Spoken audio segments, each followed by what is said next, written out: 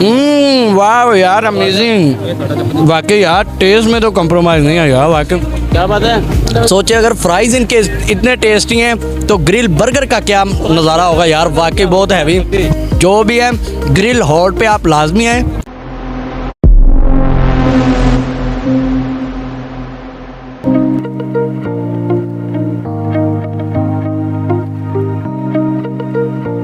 देख रहे हैं कैसे कैच पे डाली जा रही है और बहुत अच्छा प्यारा नज़ारा बनाया जा रहा है। ये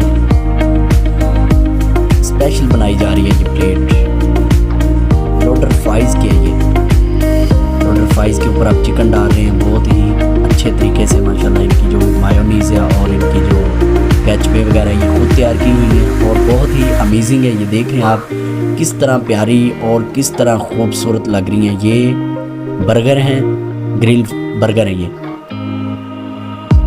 ये तैयार हो रहा है, आप देख रहे हैं कि किस कदर ये प्यारा लग रहा है। लोडर फ्राइज़ इसका नाम है और ये वाकई बहुत टेस्टी है, अमेजिंग है यार। जिन्होंने अभी तक नहीं खाया वो ज़रूर यहाँ पे पहुँचे और इसका लाजमी टेस्ट करें। आपको ऐसे फ्राइज़ कहीं से नहीं मिलेंगे।